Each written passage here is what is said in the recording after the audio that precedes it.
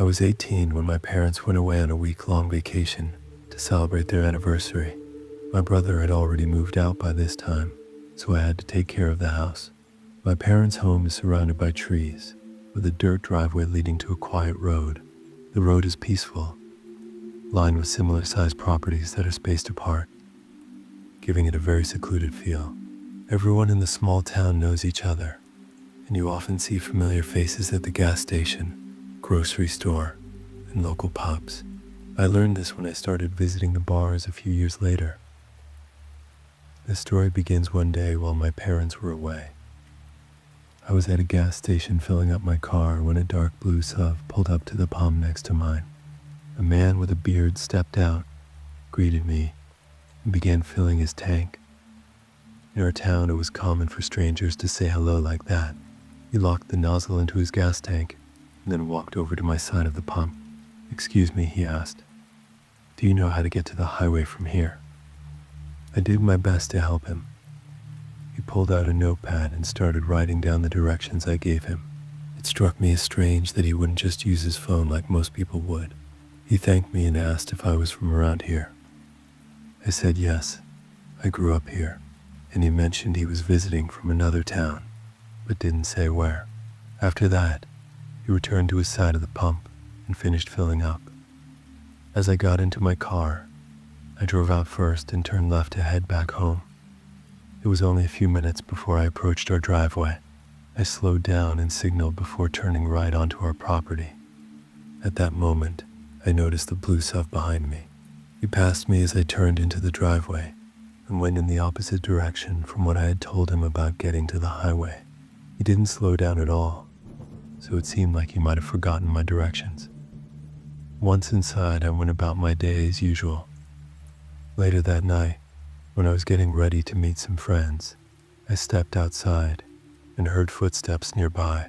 Since the house is surrounded by woods and it was summer, it could have been any number of animals, so I didn't investigate further. I just got in my car and left. However, when I returned home hours later and walked from my car to the house, I heard a man's voice calling out from somewhere in the woods, "Emily." My heart raced as I looked around in panic. I rushed inside, slammed the door shut, and sat on the couch trying to catch my breath. The neighbors knew my name, but their houses were far apart. There was no reason for anyone to call out like that without introducing themselves. I decided to call my parents and tell them what happened. They suggested it must have been one of the neighbors playing a prank, and said they would probably come by later. I didn't mention the encounter at the gas station. The next day was Saturday, and I stayed home most of the day. Later that night, as I was getting ready to go out with friends again, I walked outside toward my car when someone called out "Emily," again from not too far away. This time, without hesitation, I ran back inside and locked the door. I called 911 while texting my family for support. When 2 police officers arrived at our house, they searched around the property with their flashlights, but didn't find anything unusual. They told me to call again if it happened again. I felt uneasy after their visit. They hadn't really done much to ease my fears. The next day, I had work at a nearby restaurant for a late shift. Leaving in broad daylight made me feel slightly better. Thankfully, nothing happened on my way home. After many hours at work, I was exhausted and ready for bed. As I parked in front of the house and walked toward the door, I heard footsteps again. This time they didn't sound like an animal's footsteps at all. Standing on the porch for a moment, that same familiar voice yelled out again, "Emily, don't call the cops on me again." Feeling scared and angry, I shouted back that he needed help and quickly let myself inside before locking everything up tight again. Once more I called 911. This time they came back quickly again to check around outside. My parents suggested staying at a friend's house for safety, since they wouldn't be back until late that night anyway. My friend Sarah offered her place for me to stay overnight. Packing a bag felt like a relief. Before leaving, I checked all the windows to make sure everything was secure. Then I dashed outside and locked the door behind me as fast as possible before running to my car. Just as I turned the key in the ignition, something caught my eye. A man wearing a mask was trying to open my driver's side door. I couldn't scream. It felt like time froze as fear gripped me. Without thinking twice, I put my car in drive with it caught in hitting the glass with his elbow, my heart racing wildly. I swerved onto the grass and sped down the driveway without looking back until I reached Sarah's house. I cried hysterically during the drive while on the phone with Sarah and her dad. He said he would have come if he'd known what was happening. Together we called 911 for what felt like the fourth time that night. A couple of officers went back to check on my parents' house again, while one officer came over to Sarah's place where once more I described what happened in detail. This incident seemed like more action than these cops had seen in ages in our quiet town. Thankfully, when my parents returned home the next day, I felt safer being back there again. I truly believe that man from the gas station followed me home on purpose.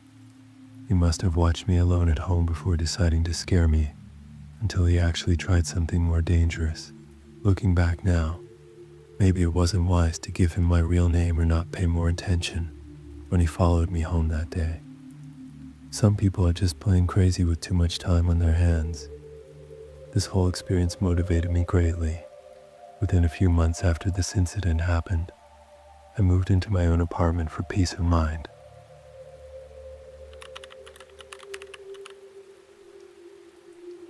This story took place about 10 years ago when I was 14. At that time, I lived in an old farmhouse far down a country road. Our house was surrounded by fields of wheat, and our nearest neighbors were 2 to 3 miles away. Living there was nice because not many people came to our door trying to sell things. One evening, only my mom and I were at home. We were baking treats to sell and raise money for my little brother's soccer team. My dad and brother were away helping my uncle with some cattle. If I remember correctly, we were busy in the kitchen, chatting and laughing. Suddenly, we heard someone knock on the door, a normal knock, just like tap, tap, tap. Oh dear, my mom mumbled to herself as she took off her dish gloves to open the door. I felt a flutter of nerves in my stomach, but I thought it was just my usual worries. As my mom approached the door, the person outside knocked again, but this time it was louder tap, tap, tap. My mom stopped and turned back, looking pale. She walked back to the kitchen and went to the window facing the porch. She moved to the side where she could see the porch clearly. Mom pulled back the curtain a little to peek outside without being seen. Then she checked the driveway. I had stopped what I was doing because making cookie dough didn't seem important anymore. Mom's eyes widened when she looked outside. Then she quickly closed the curtain and stared at the floor, her face showing both anger and fear. She took my wrist and led me to the closet, asking quietly if I had my cell phone. I did. From the closet, she pulled out my dad's special baseball bat. Suddenly, the person outside banged on the door really hard. I gasped a little. Mom looked at me and signaled for me to be quiet. We hurried to my parents' bedroom, where she locked the door and windows. As we walked, Mom took my phone and started dialing while handing me the bat. She sat me down on the floor, where I would be out of sight from the door, and opened the closet to grab a case that held a gun. She spoke quietly on the phone, but I was too scared to focus on what she was saying. She took out my dad's shotgun and loaded it quickly. When she hung up, she pulled me up again and led me over to the bathroom. Mom gave me my phone and gestured for me to go inside. She set down the gun and looked at me with both hands on my shoulders. "You have to listen carefully," she said. "Some guys are outside walking around."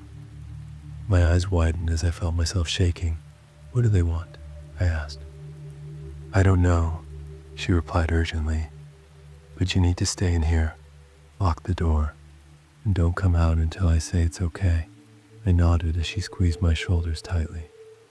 "I'm going to block the door from this side," she said firmly. I won't remove it until I tell you it's safe." I understood right away as I heard her push a heavy chest in front of the door, a box filled with old books and clothes.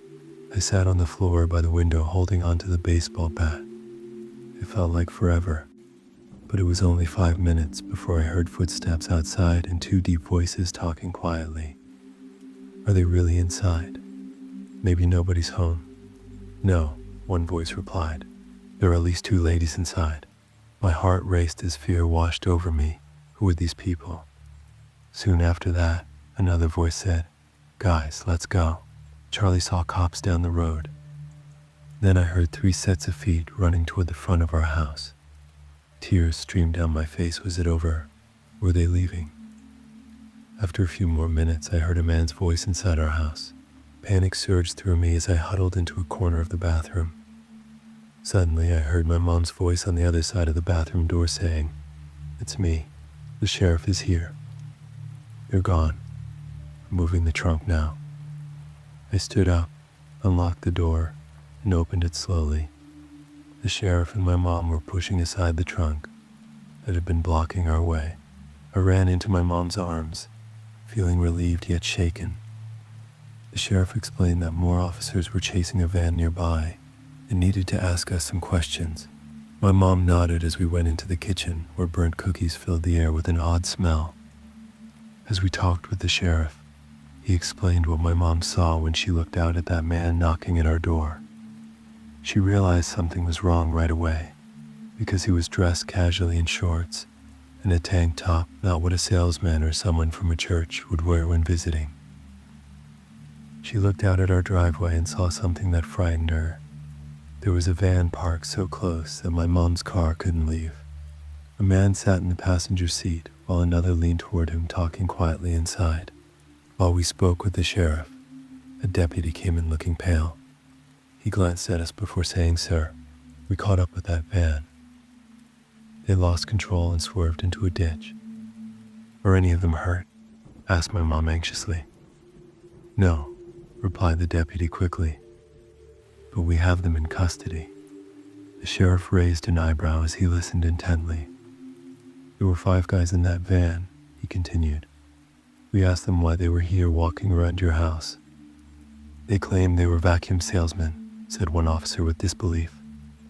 The sheriff scoffed lightly before taking my mom outside to explain what they found in that van. When they returned inside together, my mom was crying as she held on to me tightly. Afterward, they called my dad, who rushed home immediately. My uncle, a big guy, stayed with us that night just in case anything else happened.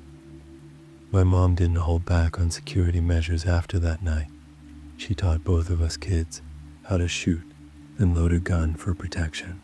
My aunt and uncle even gave us one of their puppies, a German Shepherd, that Mom trained as a guard dog while he also became our playful family pet. Even with all those precautions in place, Mom still felt uneasy about our safety. My brother and I ended up taking self-defense lessons just to make her feel better about everything. It wasn't until years later, while we were baking cookies for a Christmas party, that I finally asked her about what they found in that van. She seemed surprised by my question, but knew I'd eventually find out anyway. "So what was in that van?" I asked curiously. "They found rope, tape, burlap sacks, and even sedatives," she answered solemnly. After taking those men back for questioning for hours, one finally broke down and admitted they had been struggling to catch anyone in town, so they decided to target rural areas instead.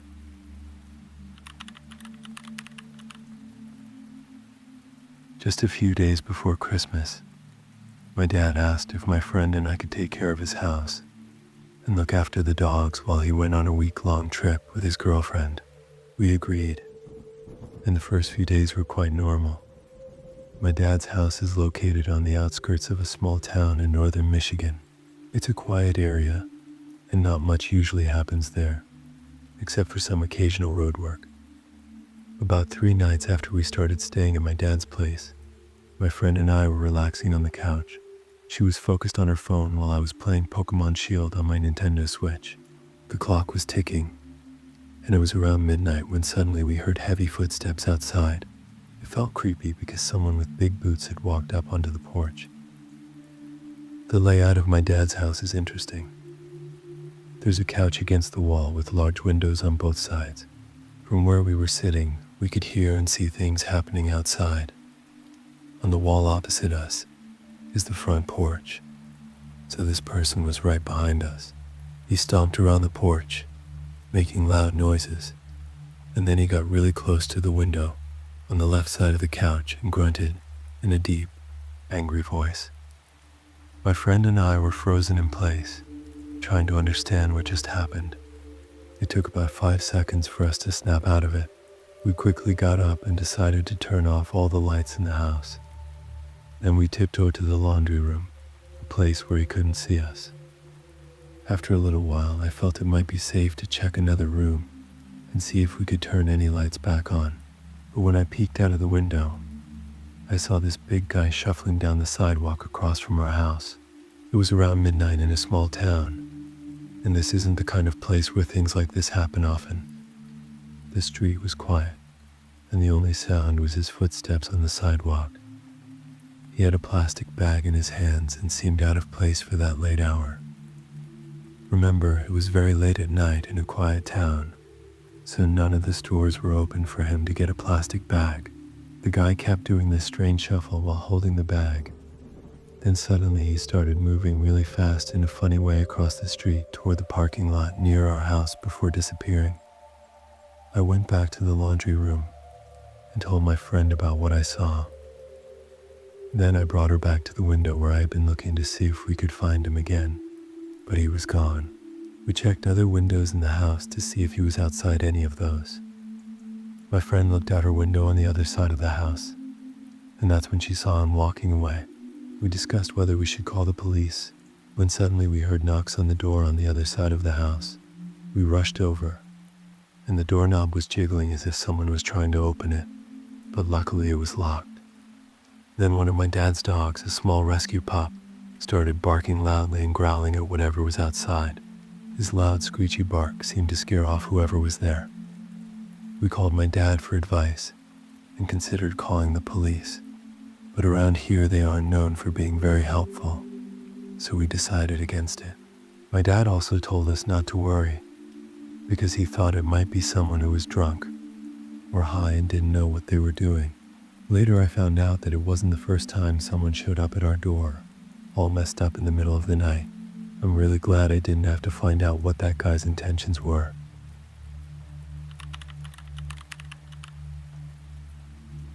I used to live with my ex-girlfriend in a small house in London.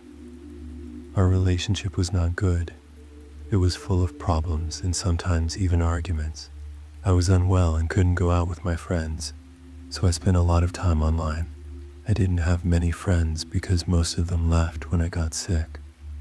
One day, after a big fight with my girlfriend, I felt really sad and lonely. I decided to chat with random people on a website. That's when I met a guy named Sam who shared my interests. We both loved playing video games, and we chatted almost every day for 6 months. Sam knew I was in a tough relationship, so one weekend we decided to meet in person. He agreed to come over to my place. At first we were both shy, but after having some drinks, we started talking and laughing together. I felt so happy to finally have someone to talk to. After that, we met at least once a week. It was a great time for me, since we had a lot in common. He never pressured me to go out if I didn't want to. We helped each other out. Sam was dealing with his own struggles and felt like he was ruining his life. I wanted to help him regain his self-esteem because I just wanted him to enjoy our friendship. On my 22nd birthday, my girlfriend decided to throw a party and invited Sam, as he was my only friend nearby. However, she also invited 10 of her friends, which made me unhappy because I didn't like having too many people around. It made me anxious. I spent the whole night cooking and serving everyone and couldn't enjoy the party at all. To make things worse, my girlfriend embarrassed me in front of everyone. Sam came over to comfort me when he saw how upset I was. I shared everything about how my girlfriend treated me poorly. I told Sam that while I loved my girlfriend, I would break up when it felt safer. It was too risky to end things right then. While I was crying, Sam tried to kiss me. I stopped him because I didn't want any more problems in my life. Everything was already too hard. It might sound strange, but I felt betrayed. It seemed like he had been waiting for this moment. He didn't say anything but left me a beautiful necklace as a gift. I said I couldn't accept such an expensive gift, but he left without saying another word.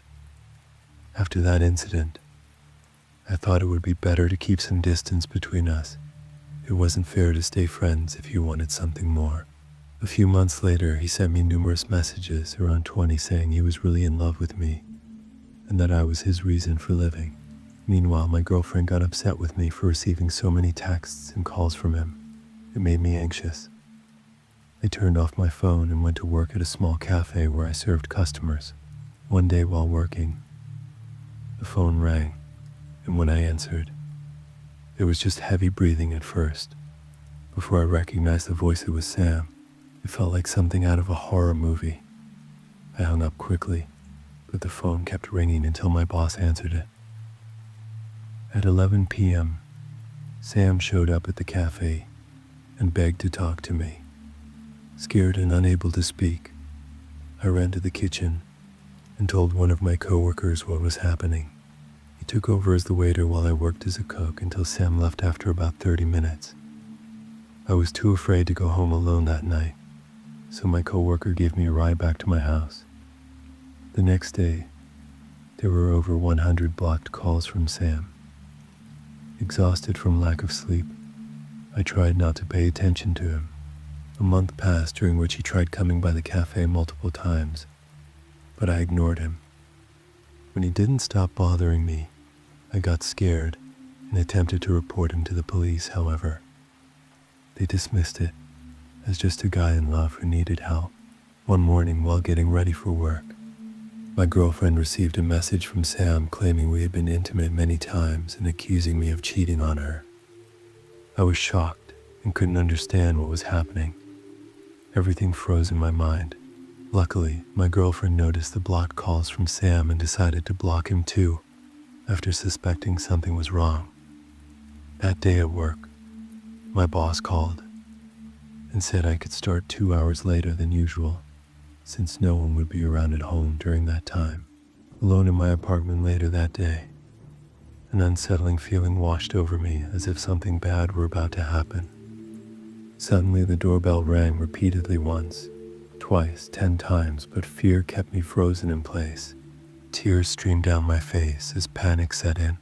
After several hours of silence followed by more doorbell rings, courage finally took hold of me as I opened the door, only to find Sam crying. At that moment, fear faded away as he followed me outside when I tried leaving. He grabbed my arms tightly when I attempted to descend the stairs. Frightened yet desperate for freedom, all I wanted was distance from him. He pushed me against the door and threatened that if we didn't talk now, he would go tell my girlfriend everything, how much he loved me, or even worse things might happen. Feeling trapped without wanting police involvement, since they had not helped before, made me agree reluctantly. Surprisingly calm afterward, when we talked outside after work later that day, made him thank me before leaving again. However, once back inside the cafe that evening, still shaking from anxiety, led one coworker staying nearby until closing time just in case.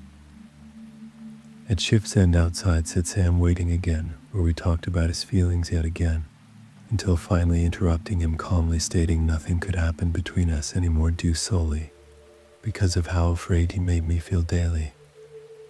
He seemed genuinely remorseful, but then pulled out a large package filled with expensive gifts meant for me.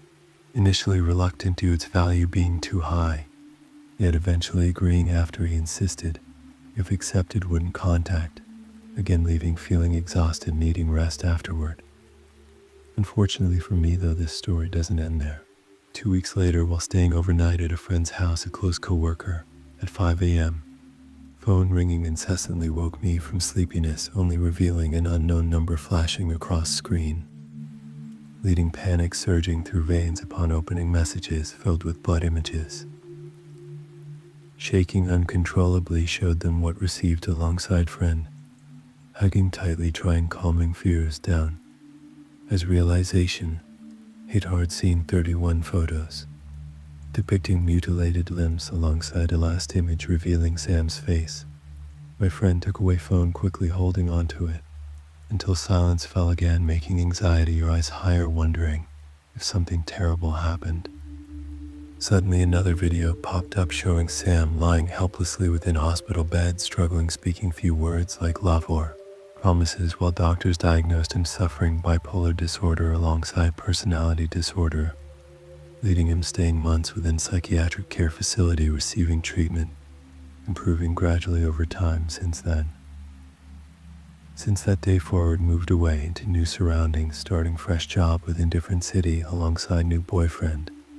Despite still feeling affected by past experiences, I don't believe Sam is inherently bad though.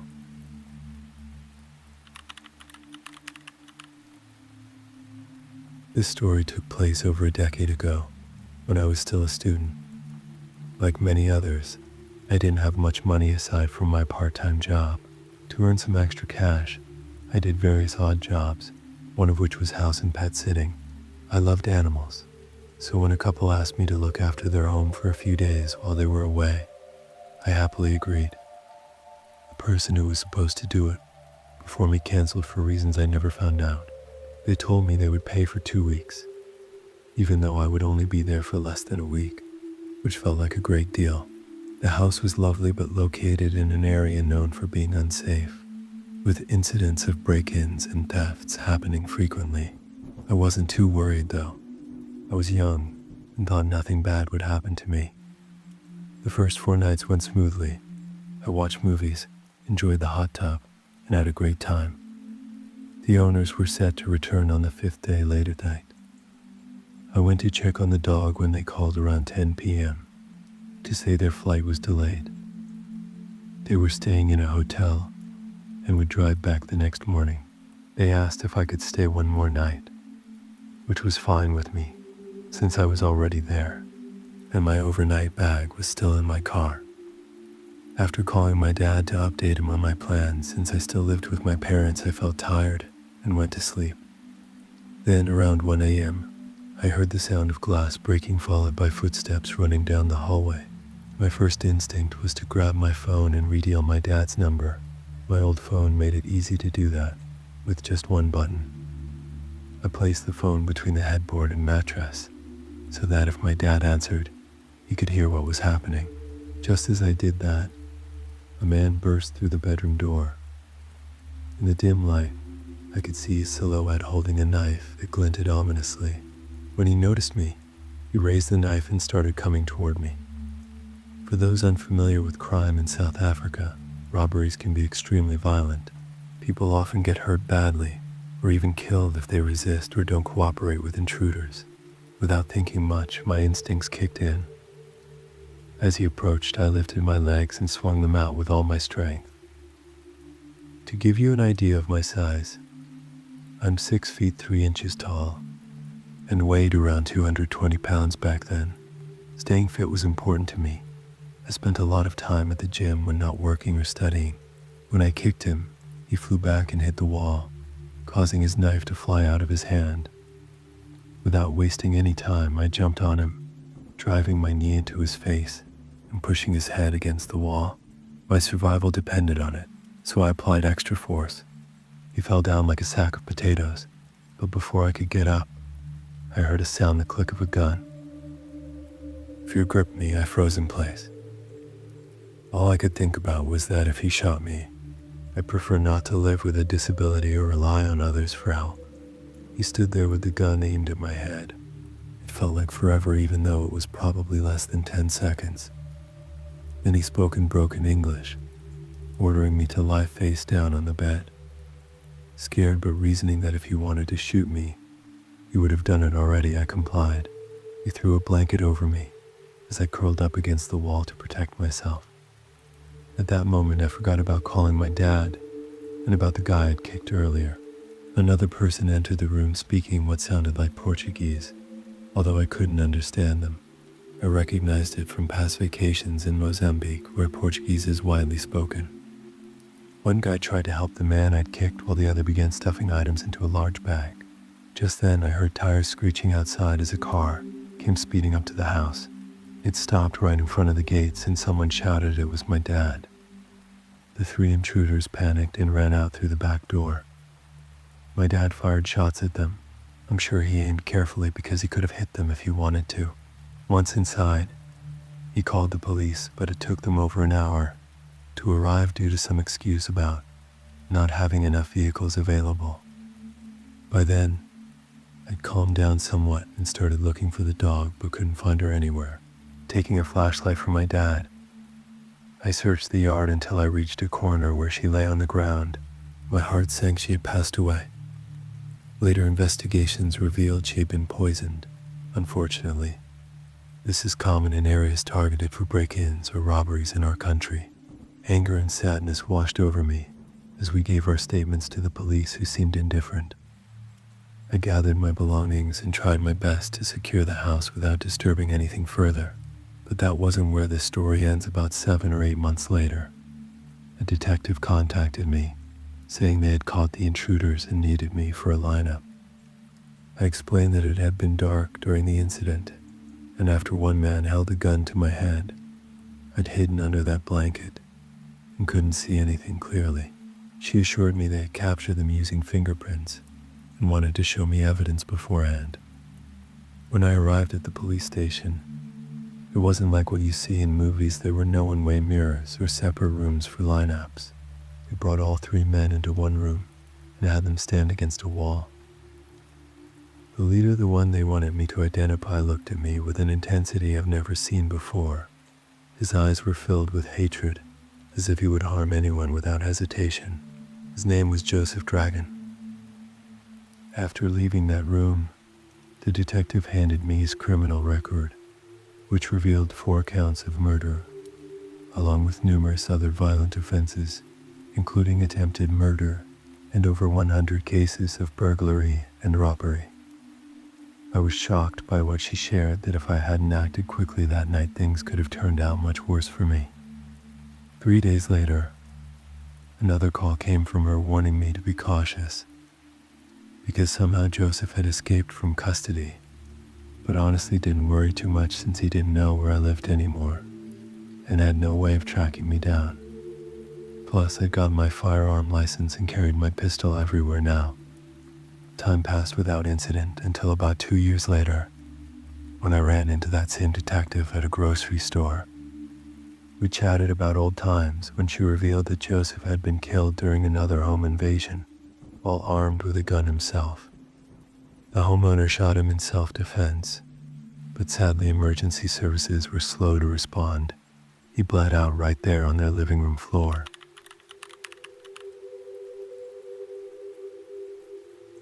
When I was 20, I attended a comic fest with my friends. My 21st birthday was just around the corner, so my roommate said it was fine for me to enjoy a few drinks, as long as I stayed in our hotel room or left with someone I trusted. I was part of a large group staying in a nice hotel. I had been to many events like this before and usually had a great time, except for a few instances when people were inappropriate about my costume or just not very nice. Later that night, when the party started to lose its fun, I drunkenly left our room to explore the main lobby. That's when I met Alex. I couldn't tell how old he was, but he seemed like an adult, maybe a bit older than me. We bumped into each other at a table filled with comic books.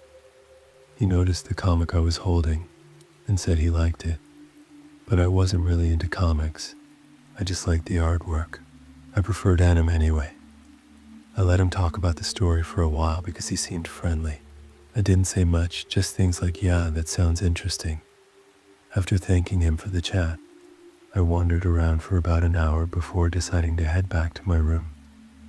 When I got there, my roommates and I took 2 shots each, and soon after I found myself lying on the couch. That's when we heard a knock on the door, and things were about to get strange. The music and chatter faded into silence as we instinctively hushed down, just in case it was convention security checking on our party. Then one of my friends opened the door and said, "Maya, yeah, she's here. Come on in." There was a brief moment of quiet before my friend called out my name, saying someone was there for me. Curiosity piqued. I made my way to the door. At that moment I was quite drunk and didn't realize two important things. First, I had never told Alex my name. Our conversation lasted only about 5 minutes at most. Plus, my name is a bit unique and not easy to pronounce. And I thought maybe he recognized me from my costume or something, but I hadn't even given him our room number. We were on one of the higher floors in the fancy suites area.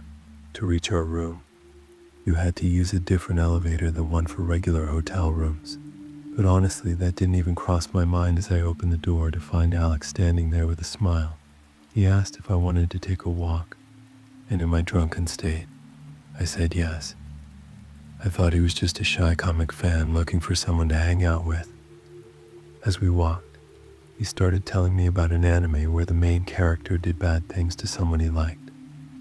Later on, when I tried searching for that anime online, I couldn't find anything that matched his description, just some titles that seemed similar, but not quite right.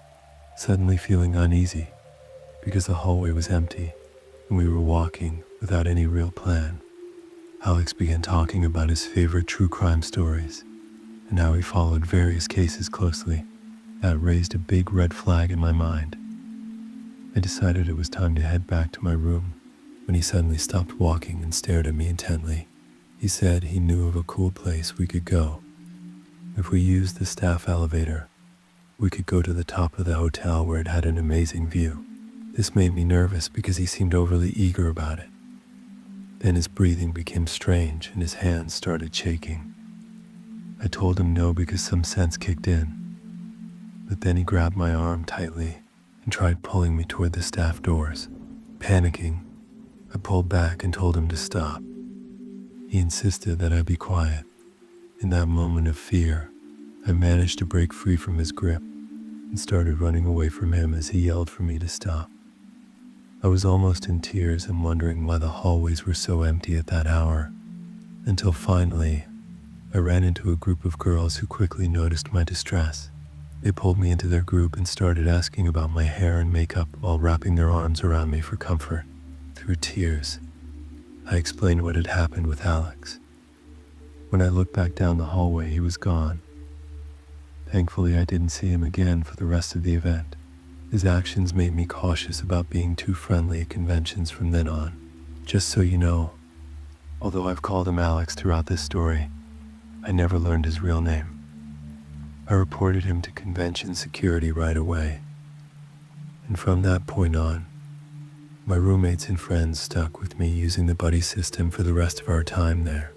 Honestly, based on what he said and how he acted when I tried to escape, it felt like he had planned something really bad.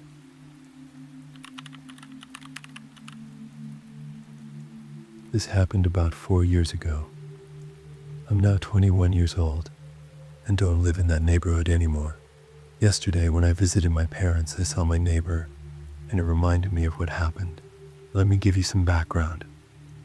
I live in a developing country, and our neighborhood is often considered one of the worst by outsiders.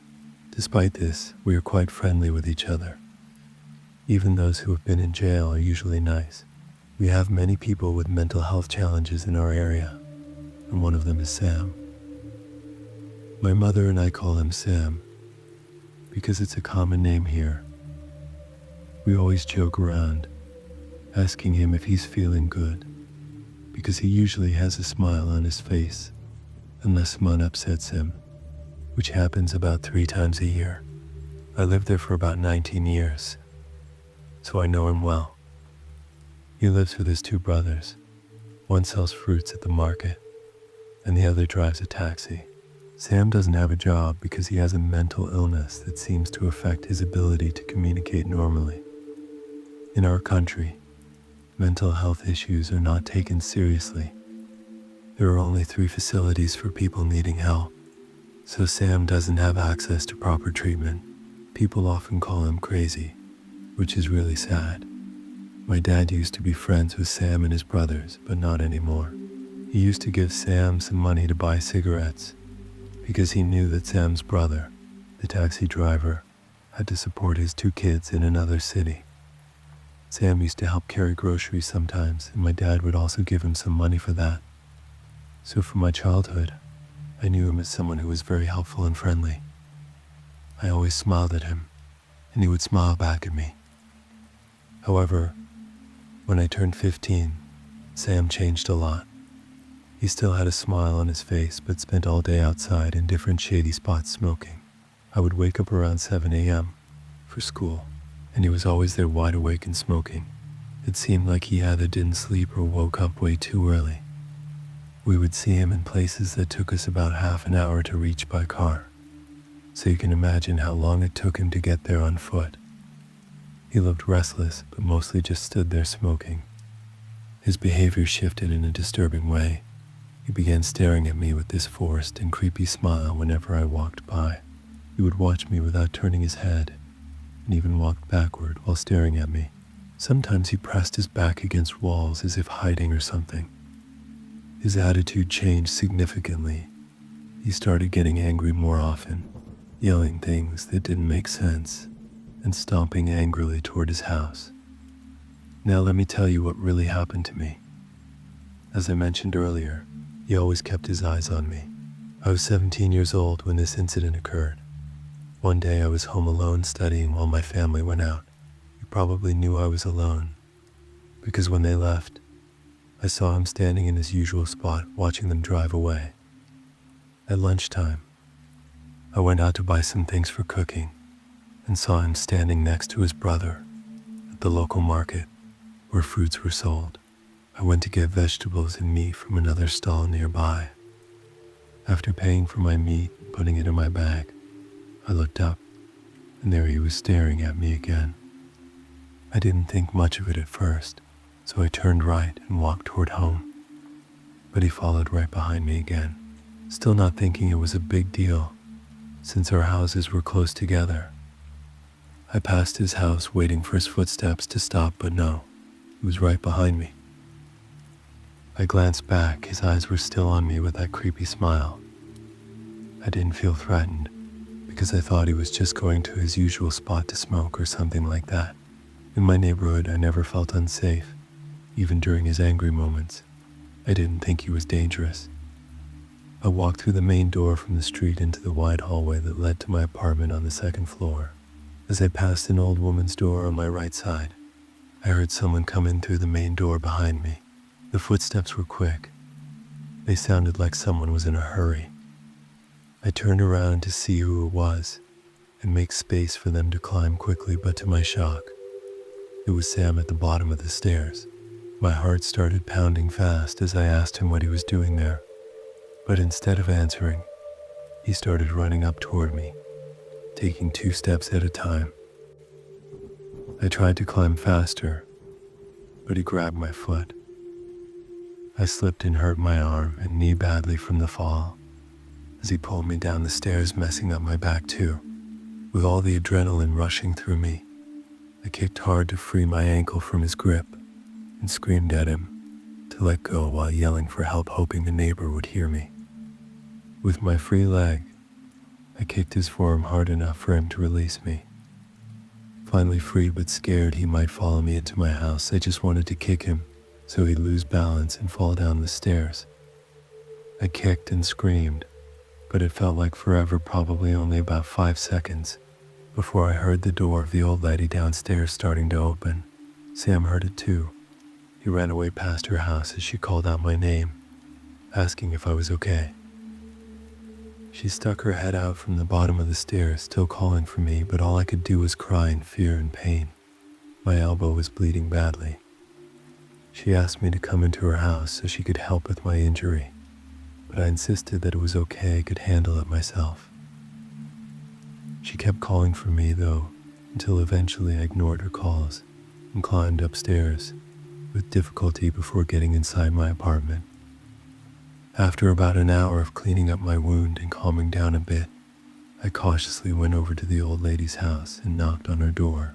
When she opened it, I asked her not to tell my parents anything, because if my dad found out, he might really hurt Sam. I explained that Sam just wasn't right in the head, and that my dad shouldn't go to jail for someone who wasn't thinking clearly. She promised not to tell anyone in my family, and that was that. Over the next 2 years, Sam changed again, but this time he wouldn't even look me in the eyes anymore. When we crossed paths on the street, he would turn around just to avoid walking near me. At first I worried that he might be waiting around a corner or something, but it turned out he just didn't want to be seen by me. Even after moving away, I still visit sometimes, and even now, 4 years later, he still avoids being seen by me altogether. I hope Sam stays peaceful and doesn't harm anyone else in our neighborhood. But more than anything, I wish there were more awareness about mental illness in our country. People like him really need proper treatment and care.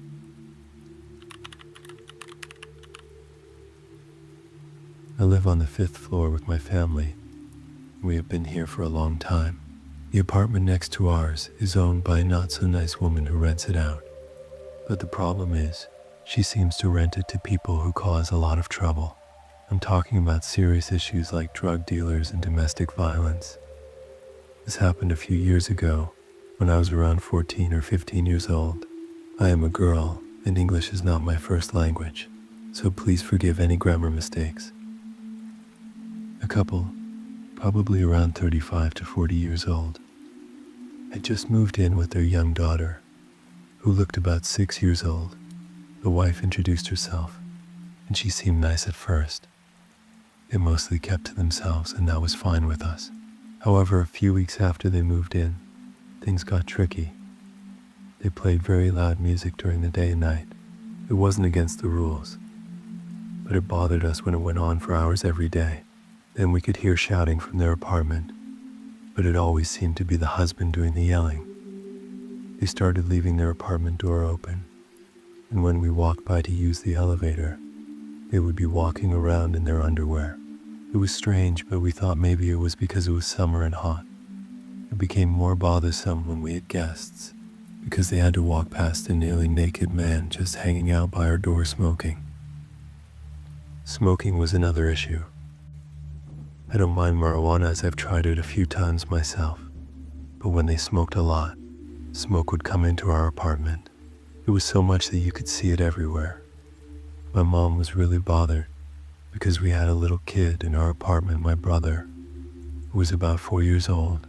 We didn't want him breathing in smoke every day, but we decided to just deal with it and hope they would move out eventually, like the other people who lived here before. Usually no one stayed for more than a year. One day I was coming home after walking my dogs. We have 2 dogs, a medium-sized one and a small one, both rescued. I unlocked my apartment door, and the dogs went inside. Just as I was about to follow, I heard a voice behind me. I turned around and got scared when I saw who it was. It was the husband. For context, we hadn't talked before this. He was very close to me, just inches away from my face, and he was only in his underwear. He was much taller than me, so I felt uncomfortable. I asked if he needed something, and then he quickly looked around as if checking for other people in the small hallway we shared. After that, he came even closer, and I could feel his breath on my face. It smelled like weed, and I tried not to gag so I wouldn't be rude. At that time, I always tried to be nice to everyone, even in risky situations like this. Then, in a rough voice, he whispered, "What do you want?" I was confused. I thought I heard wrong, so I asked him to say it again. "What do you want?" "Drugs. Alcohol." My eyes got really big. I was taught not to drink or do drugs, and even if that wasn't the case, I was clearly underage, so I didn't understand why he was offering these things to me. "Oh, no thank you," I said. I hoped that by being polite this interaction would be over and I could go inside.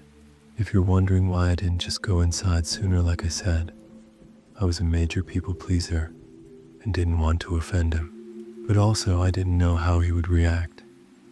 I didn't want to risk him chasing me inside or assaulting me if he was unstable enough to corner a teenage girl in his underwear and offer her illegal substances. I didn't want to imagine what would have happened if I were to upset him further. Oh, come on. You must want something. I can hook you up with whatever, he said with a wide grin as he stepped even closer. I moved my back against the door, realizing there wasn't more space between us. Then I let out a nervous laugh. No thanks, my mom wouldn't like me having that, I said. He tilted his head while still smiling. Well, is she home? Silly me, I said no, she was at work. Oh well, then she doesn't need to know. Just tell me what you want. My breathing started getting faster.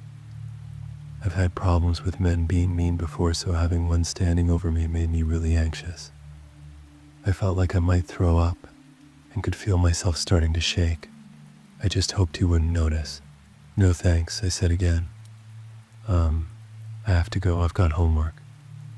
I tried smiling so he wouldn't know how scared I felt, but my shaking got worse. He seemed annoyed but nodded and said to have a nice day. I hurried inside and quietly locked the door. My heart raced as I peeked through the small hole in the door, but he was still there, just staring at my door. He looked like he was out of it, and I hoped he would leave. He stood there for about 30 more seconds, then suddenly turned around and ran into his apartment. I heard him going through cabinets and thought he might be looking for something to break into my house. Now I started getting really scared. I grabbed my phone, called my dogs, and rushed to the kitchen to get the biggest knife I could find. Sitting on the floor staring at the door while calling my mom made me almost cry when she answered. She told me to call the police if I thought I was in danger, but for some reason, I said no. Maybe it was because I thought it wasn't worth bothering them for something that might not be serious enough. My mom couldn't leave work early, but she called the police as soon as she got home. Meanwhile, his wife came back home. After a few minutes later, she knocked on our door. My mom answered while I stayed behind her. She asked my mom lots of questions about what happened when my mom explained that the police were called.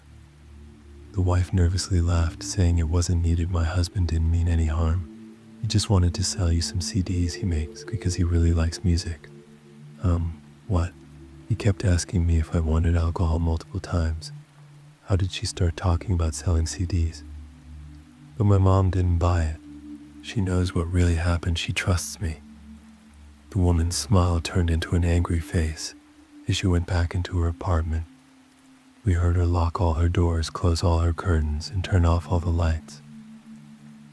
The police arrived shortly after, came inside to hear what happened. Then they went to their door, knocked, but nobody answered. We told them. We saw everyone go inside and lock themselves in, but they couldn't do anything about it because they didn't have special permission, since no one physically hurt me. They said the man would get a warning, but only when they could reach him. The police left, and we didn't hear anything else from our neighbors all day long. Later that night, when we went to bed, I had trouble falling asleep but eventually managed to doze off.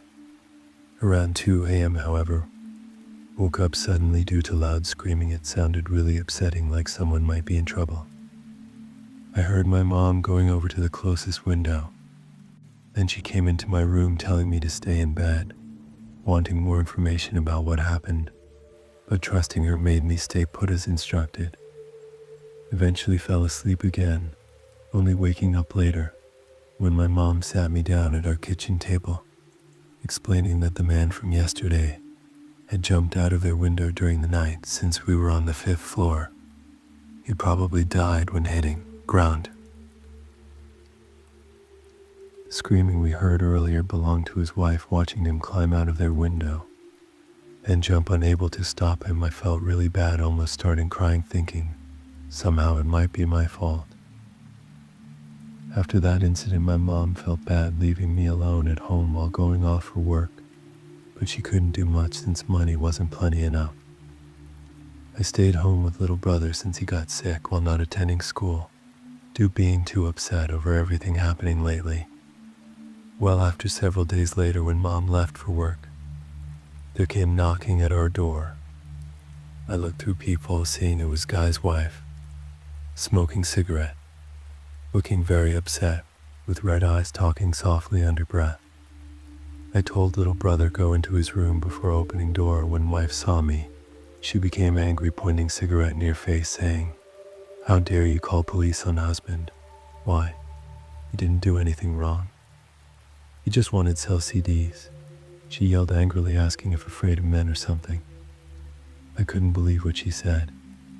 If this were today, I'd tell her go away, slamming doors shut right away. But back then, being young, not smart enough, nor trusting, led instead saying sorry. "I'm sorry about your husband," hoping she'd forgive me somehow. "You little piece of trash. You killed him. It's all your fault," she cursed, wishing harm upon us all. Looking down at ground without saying anything, still feeling guilty, kept saying mean things. Until finally leaving, I locked doors, crying for half an hour, while little brother kept asking what's wrong, but didn't tell him anything. I've been talking with someone regarding feelings, taking medicine past year or two. I can say now I'm feeling better.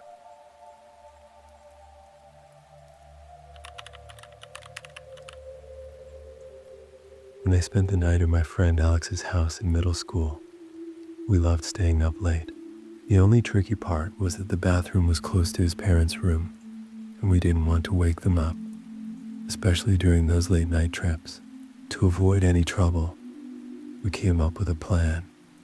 Instead of using the bathroom, we quietly sneaked out through the back door and went into the nearby park to take care of business. The door was usually left open because we sometimes forgot our keys and ended up locked out. This happened often since we liked to explore the park at night.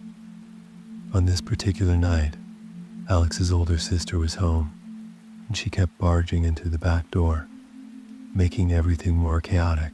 To deal with her constant interruptions, we decided to lock the door, even though we knew it wouldn't really stop her. The idea was that she would have to use the key, which might take away some of her fun. Around midnight, we heard the door handle jiggling.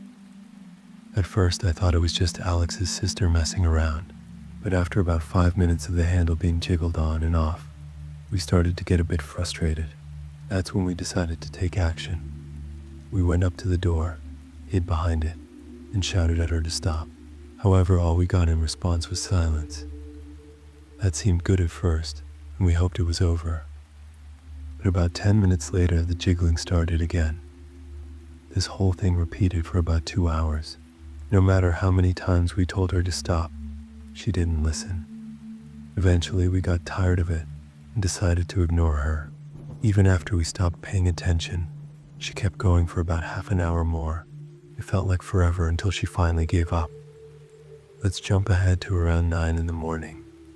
We were just waking up when Alex needed to use the bathroom. You know how it is at sleepovers. People end up sleeping wherever there's space.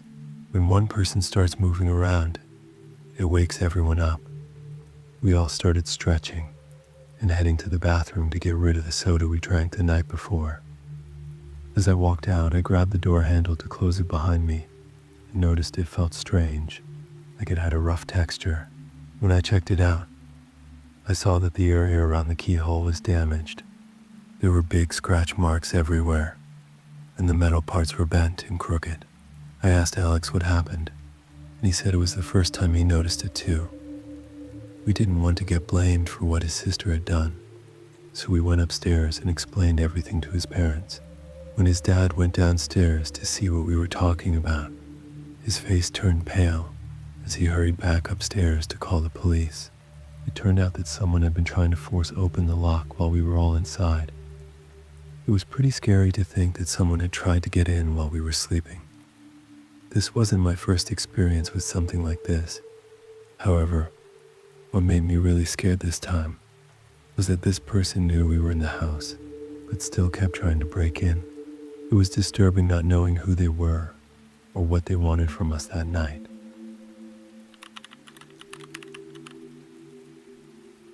When I was 19 years old, I had a job at a small shopping center in my peaceful town. In our town, not many serious crimes happen, and it is a quiet place. However, the city about 15 minutes away had a reputation for high crime rates. The shopping center where I worked was not very big, and it was a popular spot for parents with their kids and older folks looking to pass the time. It was a really safe place to work, not sketchy at all. One day during my break, I went to the food court to grab a drink while scrolling through my phone, just like I always did. As I sat there, I noticed two women walking toward me. At first, I thought they saw my work uniform and might have questions about something in the store. I didn't think anything strange was happening. They approached me and quickly sat down at my table in the food court. Both women spoke with strong accents that I didn't recognize. They were dressed nicely, as if they were going to church or a special event.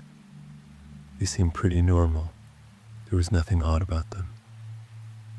Then one of the women pulled out a book and started asking me some unusual questions, like whether I went to church and if I believed in God. Most of their questions were about religion, so I thought they might be some kind of missionaries. They began to tell me about their beliefs. Since I am quite shy, I just listened to them talk. After a while, they invited me to a youth group they were organizing for that evening. I was surprised because I didn't expect such an invitation during my break at the mall.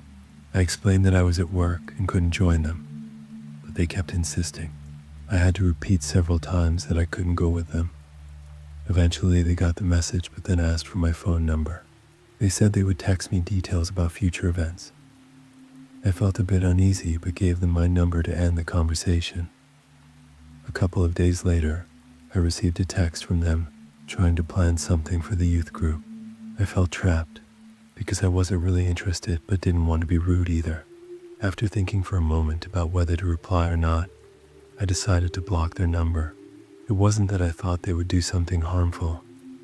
I just wasn't interested in attending their youth group. I hoped blocking their number would make it clear that I wasn't interested without having to explain myself. A few months later, while reading the news, I came across a story warning young girls in our city about a human trafficking scheme. The report mentioned a tactic where women would approach others under the guise of discussing religion, trying to convince them to leave with them. A wave of relief washed over me as I realized that if those women had approached me after my shift that day, things could have been very different. I was grateful that I never responded to their text messages. It's strange to think how a small decision, like blocking their number, might have kept me safe.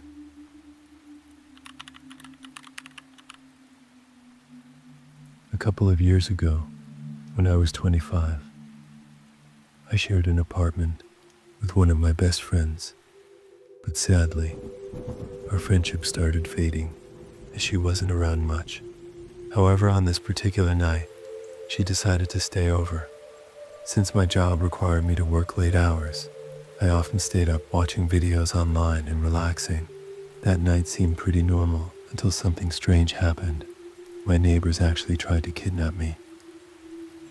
Let me share a bit more about where I lived and who my neighbors were.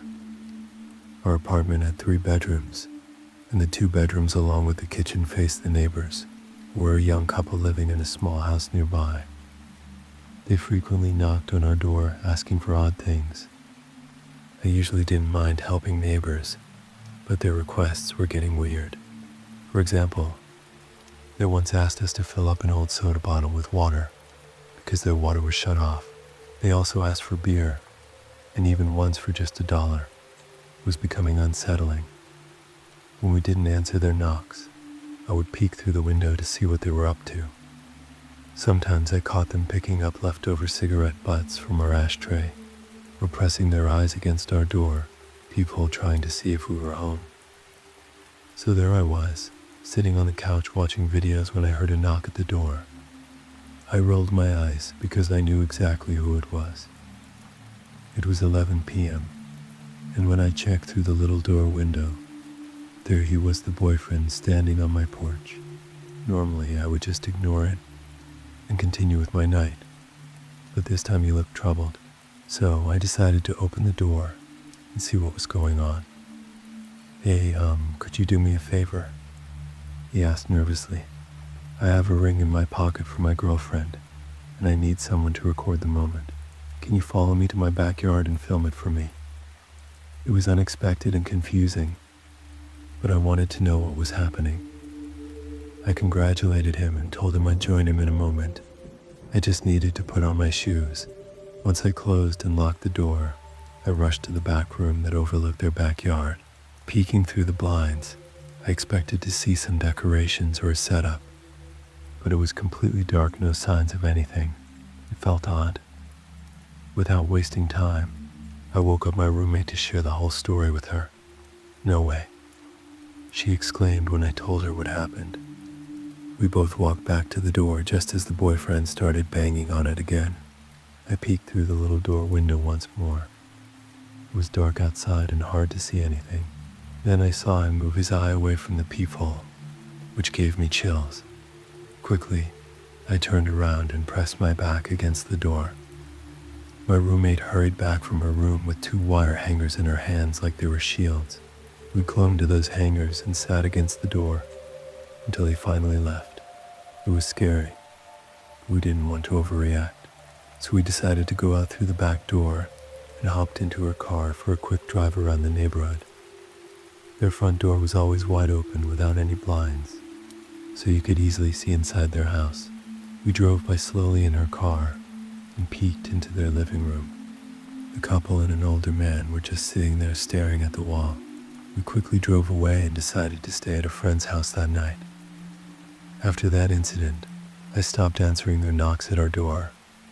However, one day when I came home from work, I noticed an older lady parked in their driveway. As I got out of my car, she walked up to me and asked if I knew where my neighbors had gone. I explained that I hadn't seen them in quite a while and asked who she was. She told me she was the owner of the house and that they hadn't paid rent for months, which led her to evict them. When she went inside their house, it was a disaster. Needles scattered everywhere, garbage all over the place, holes in the walls, and a mess on the floor. I expressed my sympathy for what she had to deal with. I mentioned that I was glad they were finally out. Thinking about how bad their house was made me feel relieved that I hadn't followed him to the backyard that night. Who knows what he might have had planned.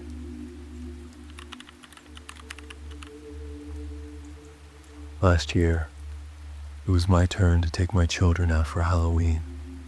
My partner had done it the previous year, and we switch every time. My son is 7, and my daughter is 9. They were both really excited, dressed up in their awesome costumes. I usually stay on the sidewalk, watching them as they run from house to house collecting candy. After about 30 minutes of walking, we reached a great spot for candy, a busy street in our neighborhood. There were so many fun decorations and spooky things in people's yards that I got a little distracted and wasn't paying close attention to my kids.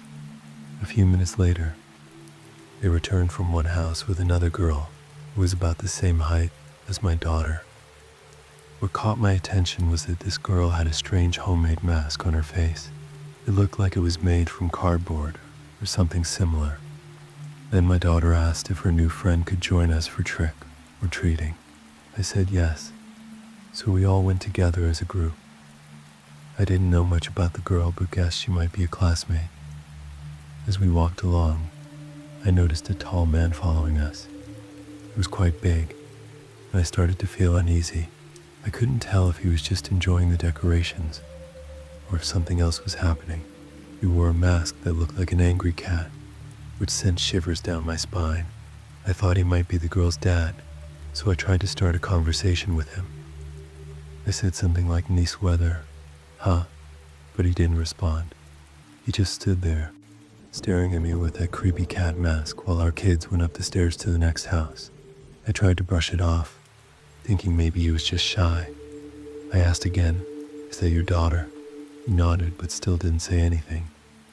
I figured he just wasn't into chatting, so I stopped trying. We continued for about 15 more minutes, visiting different houses and collecting more candy. Then my kids came up to me and said they wanted to go home. This surprised me because we hadn't been out for long, and their bags were only about a third full. I agreed, and we waved goodbye to the man with the cat mask and his daughter before heading home. The strange part was when I looked back, they were just standing there staring at us. I checked again as we turned the corner, and they were still standing there without moving at all. At this point, I decided to ask my kids who that girl was. My daughter looked up at me with a confused expression and said she was my friend. This puzzled me because I didn't recognize the girl at all, and it seemed odd that my daughter thought she was my friend. I asked her what she meant by that. It turned out the girl with the cardboard mask had approached my kids earlier and told my daughter she was a friend of mine. She explained that she was too shy to ask me directly if she could join us for trick or treating, so she hoped my daughter would ask on her behalf. I didn't know this girl at all. It seemed like a misunderstanding. Maybe she thought she knew me or got confused about something. But then my daughter said something that truly surprised me and sent chills down my spine. When the girl with the cardboard mask first approached them, she wasn't even wearing it. They had seen her face, and it wasn't someone familiar. I couldn't understand why she would say she was my friend if we didn't recognize each other at all. Later on, we found out that she wasn't a girl at all. She was actually an older woman around my age with wrinkles on her face. What's even more disturbing is that this woman had quietly taken treats from my daughter's bag. When I wasn't looking, that's why they wanted to go home. They noticed her taking their candy. When we got home, I explained everything to my partner. We checked through all their candy closely, but didn't find anything suspicious or strange. We didn't call the police or anything, because nothing really bad happened. But now that I think about it, I kind of wish we had made a different choice. It's really strange how some people wear masks on Halloween to pretend to be kids.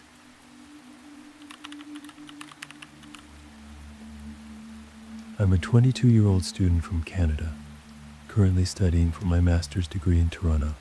I live alone in an apartment within a student-only building. The neighborhood is quiet and pleasant, with the occasional sounds of streetcars passing by or distant music from parties and other student residences. One evening around 10 p.m., I heard a knock on my apartment door. I live on the 3rd floor, and to reach my front door you need a key to open the main entrance and another key for my hallway. This setup means that only people with keys can enter. If someone wants to visit, they can call me or ring my doorbell, and I'll let them in. This adds an extra layer of security to our building, ensuring that only authorized people can access our floors. On a typical day, when I hear someone knocking on my door, I usually open it without much thought. It could be my landlord checking in or a neighbor asking for something. As I mentioned, I generally feel safe in my building and can handle myself if needed. However, this time, for some reason, I felt uneasy. It wasn't that I sensed immediate danger, but something didn't feel right. At first, I didn't do anything because I thought the person would leave soon. I had just finished an assignment and wanted some peace, but the knocking didn't stop. I stayed still, hoping they would go away so I could finally relax after my hard work. However, the knocking continued for about 30 seconds, so I decided to speak up and said hello. The voice replied in English, saying it was a delivery person from a food service. This seemed strange because most people here usually speak French or English fluently. I recognized the voices of those who lived on my floor, but this wasn't a neighbor or my landlord. The person claimed to be from a food delivery service, but the problem was that I hadn't ordered anything that day. This made me feel confused. The voice sounded odd, like someone playing a prank or trying to trick me. It was deep and mature, maybe around 40 years old, and definitely sounded like someone who smoked frequently. I replied that I hadn't ordered anything and suggested they might have the wrong address. A few moments later, the knocking continued, and the same voice insisted that they were sure I had an order under my name. That's when panic set in. I looked around and grabbed a baseball bat, just in case he tried to break in, because the knocking was getting louder and more forceful. I checked if my door was locked, and to my horror it wasn't. I was only about 10 centimeters away from him, with my front door being the only thing keeping him out. Fortunately, the door couldn't be opened from the outside without a key, even though it wasn't locked. So I took a step back and asked again for his name. He seemed to hesitate for a few seconds before another loud knock echoed through the hallway. It felt like he was really angry and frustrated. After several minutes of this ordeal, he finally gave up and hurried down the emergency stairs next to my apartment. The steps were very loud, as if he were in a rush. I was unsure what he wanted, or what might happen if I opened the door. I still don't understand how he got through the first 2 doors leading into our building, and it crossed my mind that he might have knocked on other doors before mine.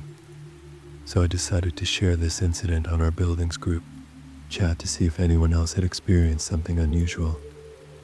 It turned out that nobody had witnessed anything suspicious or opened their doors for anyone else that night. Thankfully, my instincts kicked in and warned me not to open the door.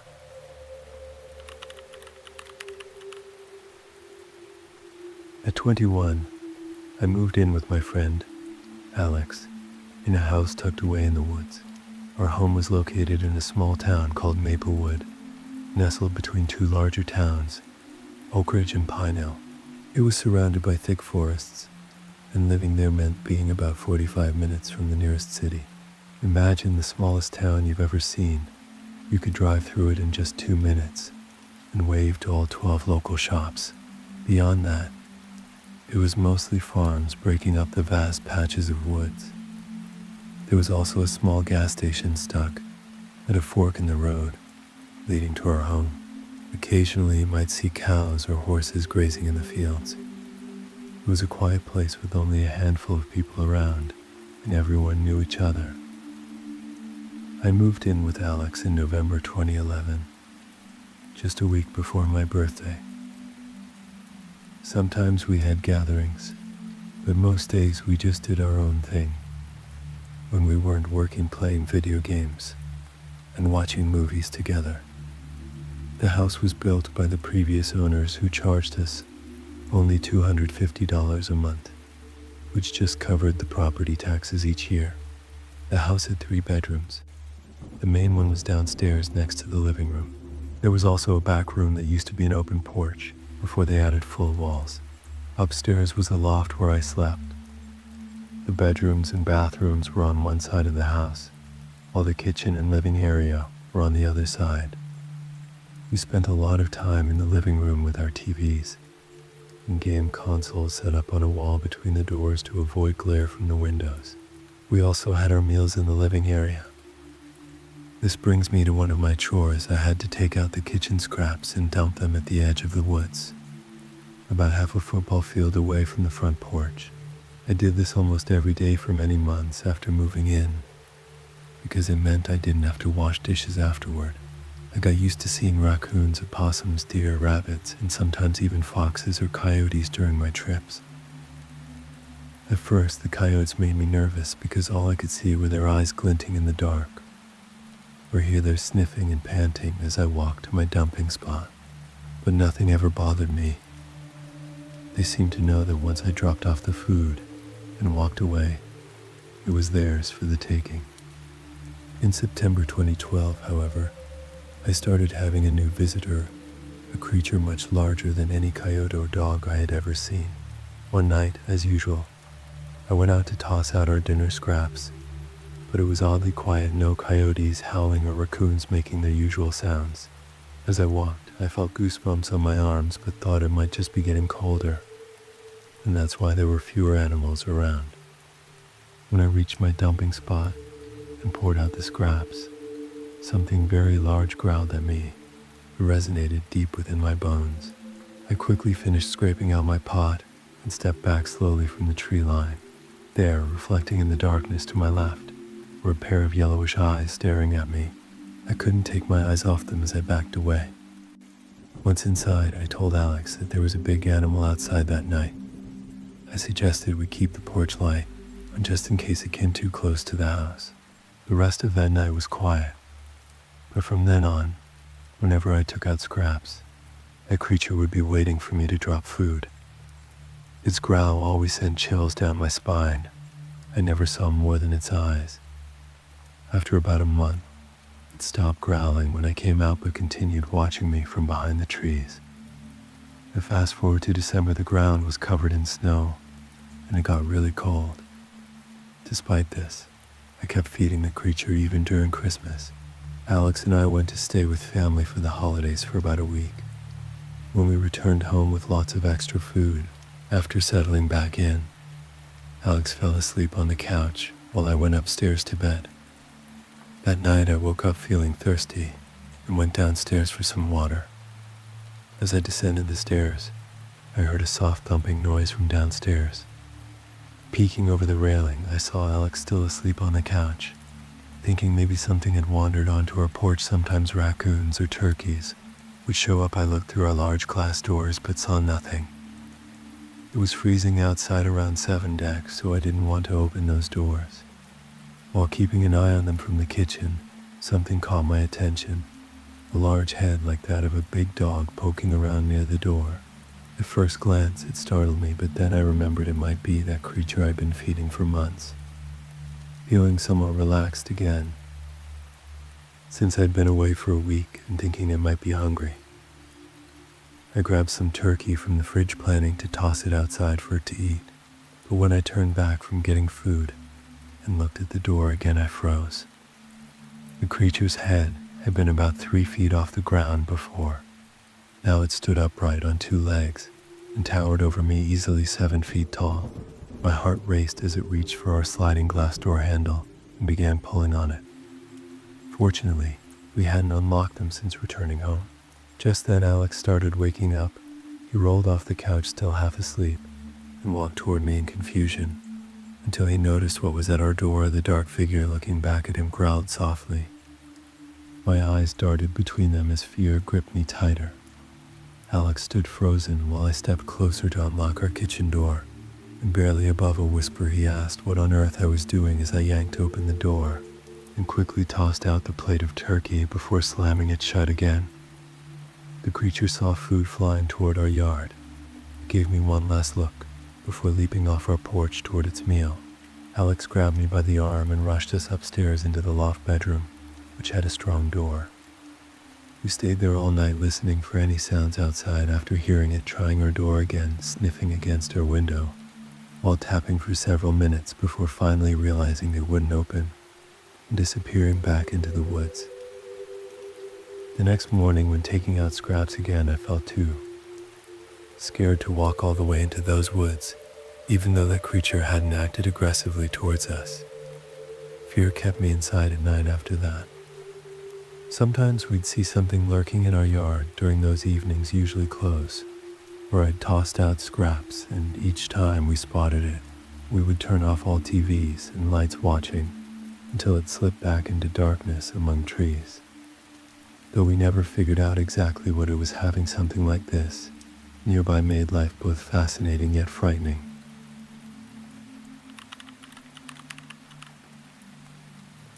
Growing up, I was raised in a small town in Kentucky. There was hardly anything to do. If you liked looking at fields and spending a lot of time alone, that was the place for you. I left as soon as I got a car and enough money to move. I'm not against nature, but I would choose a big city any day. My parents don't own that property anymore. They sold it 5 years ago.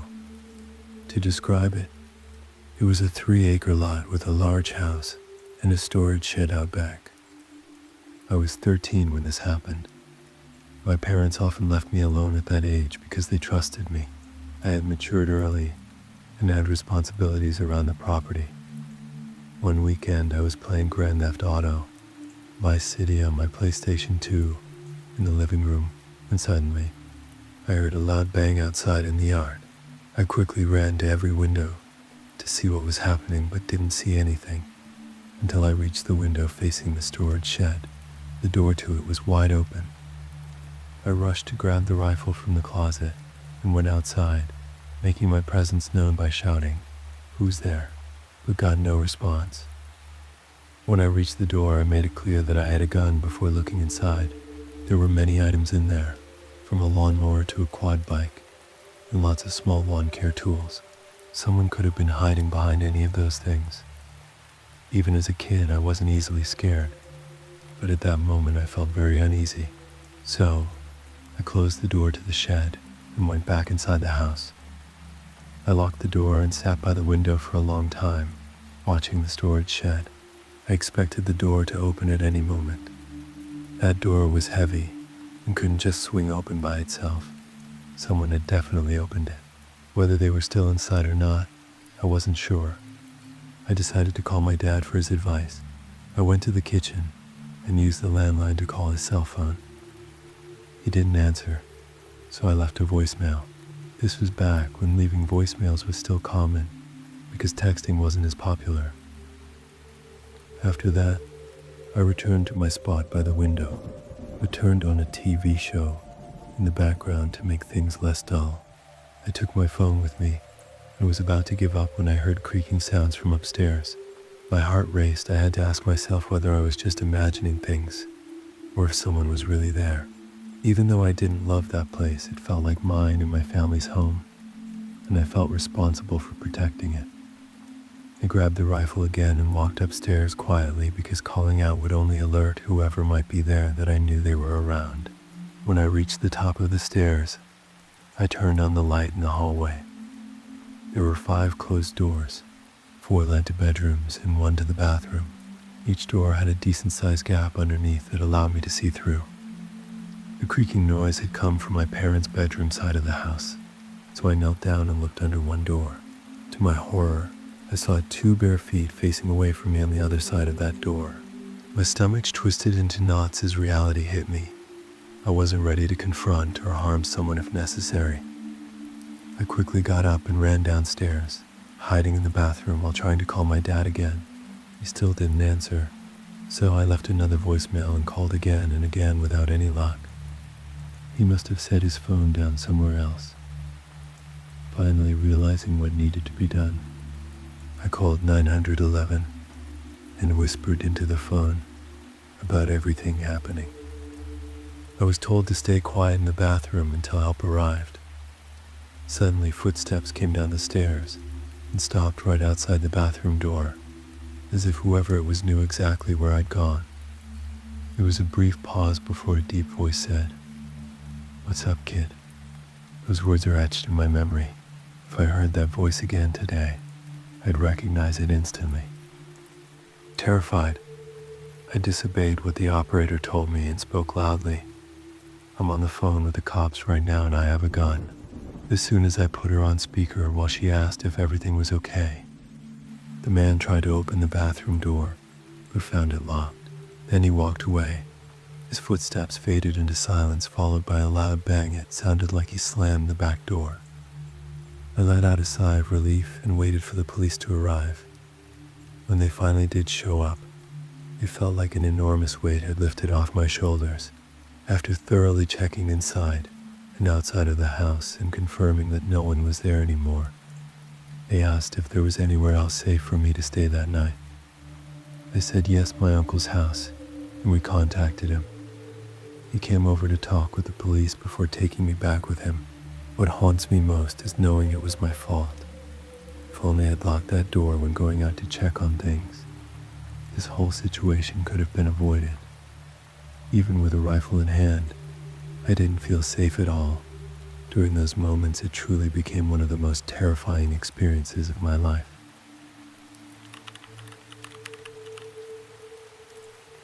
I was alone at home one night, but I can't quite remember why. All I know is that my family was gone. I was around 15 or 16 years old, and really into gaming at the time. I loved playing games like Galaxy Warriors, and sometimes I would spend a whole weekend night playing it, or other PC games. This was just before the lockdown started. I was playing Galaxy Warriors on my computer in my room on the first floor when the doorbell rang twice.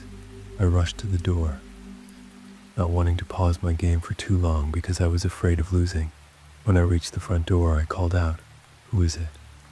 As I always did when I was home alone. A soft voice came from the other side, sounding like a woman, but I couldn't make out what she said. I opened the door a little with the storm door still between us. There stood an older woman with a big smile on her face, her hands hidden behind her back. I asked through the door if I could help her. She said she needed to use her phone and asked if she could come inside. Ever since I was a child, I had been taught not to let strangers into the house, no matter who they were. Still, I felt awkward turning her away. I suggested she go to the library a few blocks away, since they would surely have a phone. Deep down, I knew the library was closed by this time, but I just wanted her to leave. She kept smiling, but then she said something that didn't match her cheerful expression. "It's very rude to turn away an old lady asking for help." I replied as best as I could, explaining that my parents had a rule about not letting strangers in.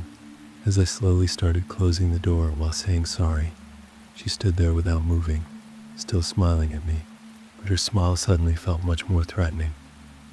I walked back to my room when the doorbell rang again. There was no way I was going to open that door again. Something about her gave me bad vibes from the start. Maybe there was something off about her. Maybe she wasn't all there mentally. It might have been selfish of me to send her away, but I just wasn't going to open the door when I was home alone. I returned to my game, but after a short while I heard something tapping on my window, a metallic clinking sound. The window was right in front of my desk, and with the blinds pulled down, I couldn't see what was making the noise. My room was the only one lit in the house, and a horrible thought crossed my mind. What if it was that old woman? Terrified by this idea, I turned off my computer's sound. At that moment, my game didn't matter anymore. The tapping continued on the window. Frustrated and scared, I decided to leave my room and sit in darkness in the living room for a while. Then the doorbell rang again. This woman was really persistent now. I tried to convince myself that she wasn't dangerous, just some confused old lady who didn't know where she was. But when she rang the doorbell again and again, curiosity got the better of me. I opened the door to find not her, but a man standing there who looked about 10 years younger than her. He asked through the storm door if I had seen his mother. I told him yes, she had come to my door earlier. He apologized and explained that she had dementia and wandered off. Suddenly feeling guilty for how I'd treated her, he asked if he could come inside for a moment. Again feeling awkward about letting him in, I told him we could talk through the door instead. I mentioned that she might have gone into my backyard, since I'd heard something at my window earlier. He thanked me and walked down the path toward the back of my house. But when I looked out my back window expecting to see him searching around for his mother, there was no one there, not him or his mom either. This whole situation felt really strange. That night, feeling uneasy, I went to bed early with the TV on in the background, until once again, there came that unmistakable tapping sound on my window, something metallic tapping against it again. Remembering that concerned man made me want to help. I went to the window and lifted up the blind with my hand, only to see that same woman outside with that creepy smile again, this time tapping a kitchen knife against my window. In shock, I quickly closed the blind and crawled back into bed. It felt surreal. Before long, the doorbell rang repeatedly at least 4 times. The tapping on my window had stopped by then. Everything felt too suspicious, now like some kind of robbery attempt was happening right outside my home. I ignored the doorbell and stayed in bed, deciding to wait it out. At that time, I didn't have a cell phone and wasn't very social growing up either. Calling the police didn't even cross my mind for some reason. Eventually, everything quieted down by morning. When I told my dad what happened after calling him, he praised me for not opening the door and agreed that everything sounded like an attempted robbery. Was there a chance that woman really did have dementia? Maybe so, but everything seemed too coordinated. Why did he want to come inside? How did he know exactly where she had gone? And why hadn't he checked in my backyard when he had permission? Too many unanswered questions led me to believe that by not opening that door, I'd avoided something terrible happening. As mentioned at the start of this story a week ago, While recording this, I experienced something similar myself when watching my friend Alex's dog, named Max, for a night. Max is a little Pomsky who barks a lot. When he started barking like crazy at something outside, I didn't think much of it, except telling him to be quiet. But then Max went over to the back door and kept barking insistently, thinking he wanted to go outside. As I approached the back door, I realized someone was trying to open it from outside. Through the screen door, I saw an unfamiliar man looking right back at me from our backyard. This sight was alarming enough. He didn't look like anyone related to Alex at all. So I asked him who he was, and he responded by asking if I'd seen Lisa, Alex's younger sister, who was in her 20s. This man looked like he was in his mid-50s and appeared homeless. So naturally I told him he needed to leave, because no Lisa lived here. He questioned me again, "Are you sure?" And all I could say was yes, while warning him about security cameras around our property. He left right after that encounter without any fuss. Getting rid of him had been easy enough. But later, when Alex asked his sister about this guy's identity, she said she had no idea who he might be. The whole situation felt pretty terrifying, because you can only imagine what could have happened if he had gotten inside looking for Lisa. These stories remind us how important it is to keep our doors locked at all times.